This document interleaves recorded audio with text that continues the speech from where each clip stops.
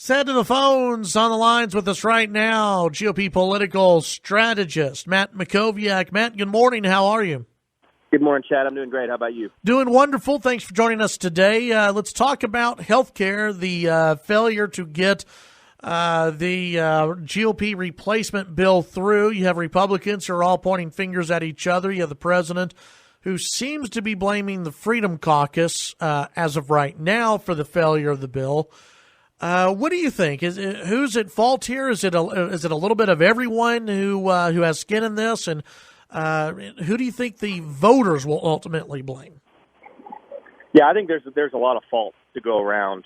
They made a decision to use reconciliation as the procedure to do this because they wanted to avoid a 60-vote threshold in the Senate. They know they can't repeal Obamacare with a 60-vote threshold in the Senate that would require 8 Democratic votes.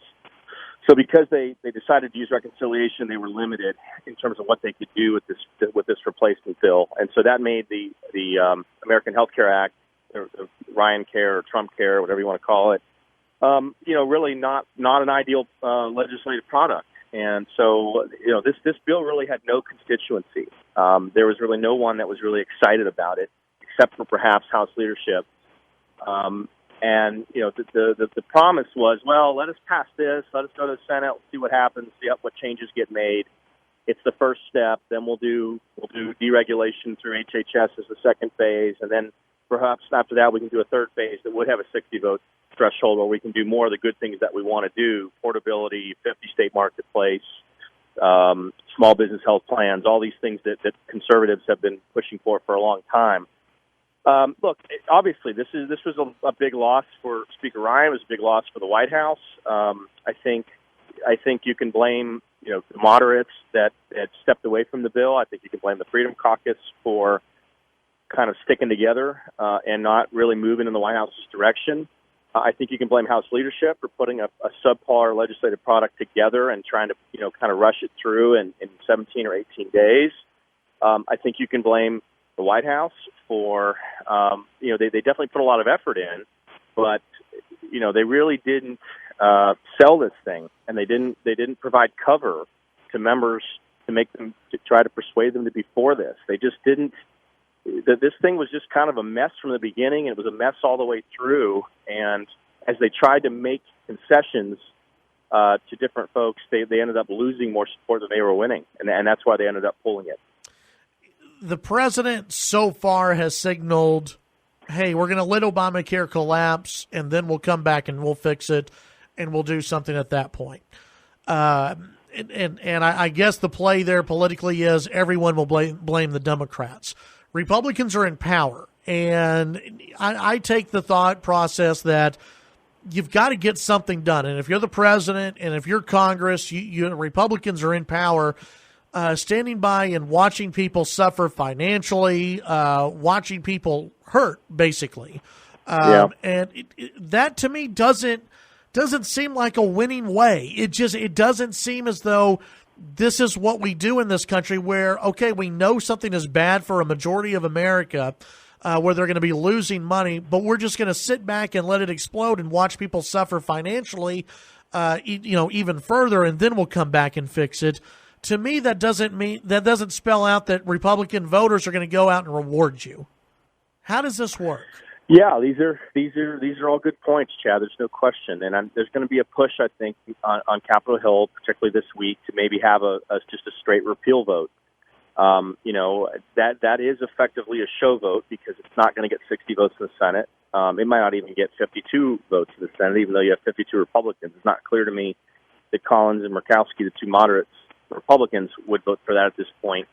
But you're right. I mean, I don't think that the work on health care stops. I just don't think it's going to be the priority over the next few months. I mean, it's clear the Trump White House is now, 67, 68 days in. They have some wins in terms of executive orders. They have some wins in terms of their Supreme Court nominee, who's going to be confirmed in the next 2 or 3 weeks, one way or the other.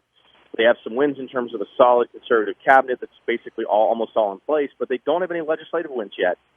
And they want to start getting some. And, you look at the April schedule, the Congress is not in session much of April.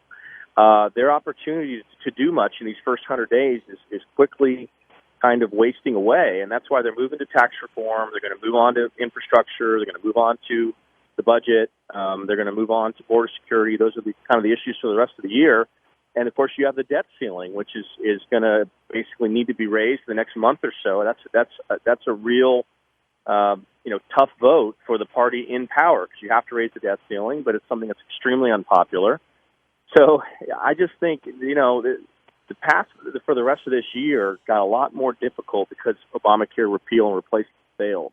And that's the thing I think that they're focused on right now is how do they move their agenda over the next few months when their agenda just got a lot harder to pass. What, as far as tax reform, that's going to be the new big thing, like you mentioned.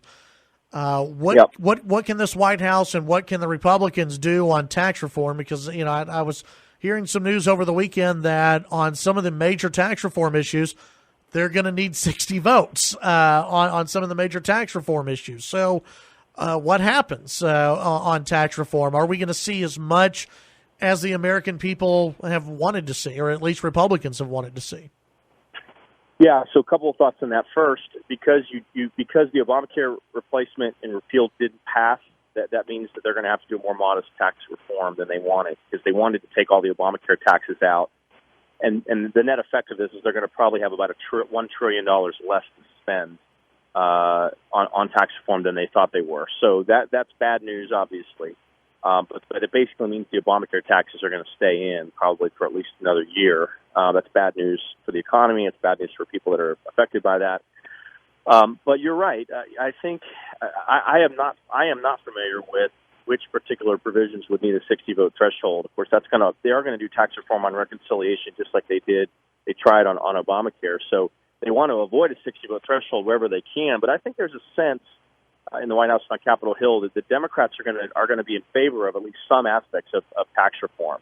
And so it could be that on some of them they're going to try to win 5, 8, 10, 12 Democrats. But right now, boy, it is hard to see why there's an incentive for Democrats to help the Trump White House and help Capitol Hill, given how difficult these first few months have been. But I actually think on tax reform there's more unanimity than there was on health care. And now they know they need to win. They know that the party's pretty well unified on what the tax reform package needs to be. I think the biggest stumbling block could be this border adjustment tax, this border tax on imports. That's something that I think there is some division on. And the leadership and House Ways and Means Chairman Kevin Brady and the Trump administration, I think, are all pretty well unified behind that issue. But there are definitely some Republican members up on Capitol Hill that are not behind a border tax. And that's going to be, I think, the biggest disagreement, and we'll have to see what happens. Visiting with Matt Mackowiak. Matt, real quick before I let you go, latest on the Gorsuch confirmation. As you said, he's going to get through one way or the other. What Chuck Schumer said last week, that there should be a filibuster. Does that mean Democrats are going to line up behind Schumer? Well, it's looking that way. I mean, you're starting to see Democrats step forward and announce that they support a filibuster or that they oppose Gorsuch or both. It does look like there is going to be a filibuster. It's hard for me to see how Gorsuch gets 60 votes, as outrageous as that is. He's so well qualified. He had such a stellar hearing. I don't even know what the arguments are to make against Gorsuch. There really aren't any that I've seen that anyone's made that I think are credible.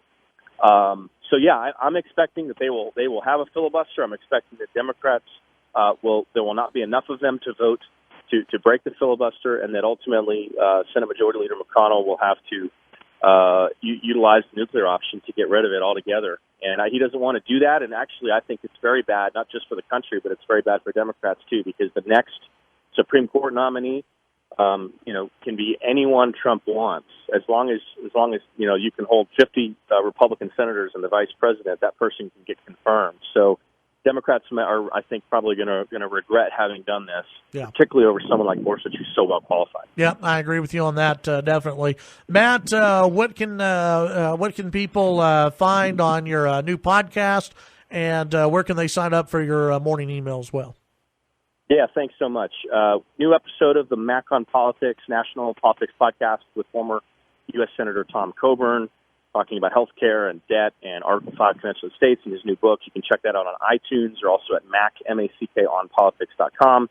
Also send out a morning email every weekday at mustreadtexas.com. All right, very good. Matt Mackowiak, as always, appreciate your time. We'll visit with you next week. Have a great week. Take care. You too. That's Matt Mackowiak. You can watch him on Twitter. You can follow him, Matt Mackowiak, also Mac on Politics on Twitter.